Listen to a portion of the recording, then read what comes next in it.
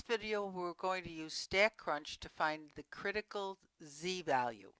I'm going to do it for a right tail hypothesis test, a left tail hypothesis test, and a two tail. I'm using the same alpha for both because I want to show you what happens. So I'm going to use Stat Calculator, and I'm going to choose the normal calculator. Now, in this particular case, unlike when I used the calculator in earlier mods, I'm not looking for the area, the probability. I'm looking for the reference value, which is the z-value that produced that area.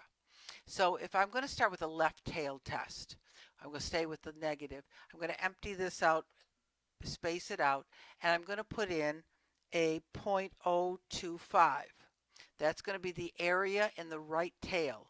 And I compute that, and I find out that the critical value, the point on the scale, the z-value, is going to be a negative 1.96. Now remember that number, because in all the entire risk of 0.025 is all bunched up here in the left tail.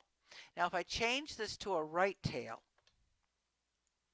okay, and I compute this, I end up with a positive 1.95 or 0.96 because I bunched it all up in the right tail.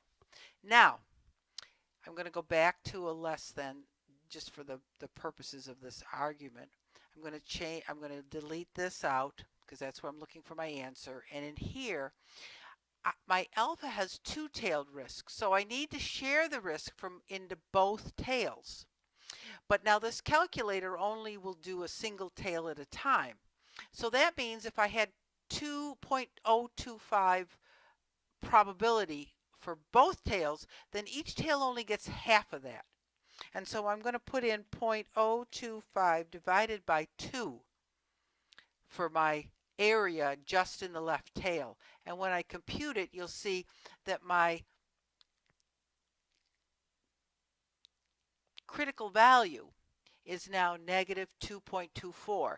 But you know it's a two-tail, so half of this 0.025 went here.